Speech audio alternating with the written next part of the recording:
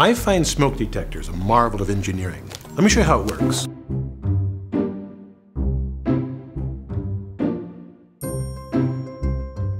This black cylinder has louvers which guide air into the detector. Now it hides the essential part of the device. Tucked in here lies about 1 microcurie of radioactive americium-241. That's about 0.29 micrograms. That tiny bit of radioactive material generates a small current that makes the detector work. Let me explain how. Air flows between these two electrodes. Now, of course, air doesn't conduct electricity, but when alpha particles from the radioactive americium slam into the oxygen and nitrogen molecules that make up air, they knock electrons about, leaving charged gas molecules. The 9-volt battery causes these ions to move, thus creating a current. Now, here it's tiny, something like 100 picoamps, about 100 billionth the current flowing in your home. When smoke enters the chamber, the ions attach to it and slow down and often lose their charge. Both events cause the current to stop, which triggers the alarm. Now, to make such a compact thing work with only a 9-volt battery required the solid-state revolution of the 1960s. Let me show you. If I remove the two electrodes, you can see a small integrated circuit.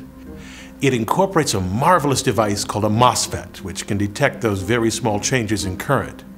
In the detector, it serves as an on-off switch triggered by the tiny current between the electrodes.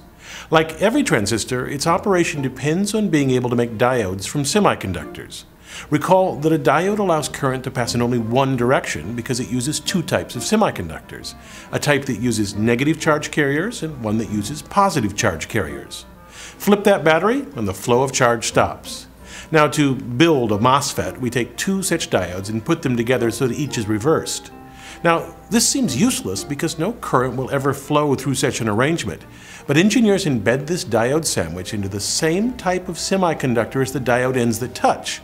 Then they place metal contacts at the ends of the diodes and on the block of semiconducting material. Next, they coat the diodes with a thin layer of silicon dioxide. Unlike metals or semiconductors, this doesn't conduct electricity at all. On that, they place one more metal contact called the gate, which opens or closes the current channel between the source and the drain. When we create a voltage difference between the gate and the source, it generates a field through the insulating layer that draws the free positive charge carriers toward the gate, opening a channel that now allows current to flow. In a circuit, we use the 9-volt battery to generate a potential difference between the source and the gate. It biases the gate so that the current flows through the MOSFET, thus turning on the horn. So we counter that with a current flowing from the detector. Here is where the ionized gas creates the tiny current between the two electrodes I showed you earlier. That current passes through a large resistor and creates a voltage that opposes the battery, and it shuts down current flow through the MOSFET. If smoke enters the chamber, the tiny current stops, the MOSFET allows current to flow in this section of the circuit, which triggers the horn. Now, to me, this is engineering at its best. Simple, reliable, and inexpensive, and saving countless lives. I'm Bill Hammack, the Engineer Guy.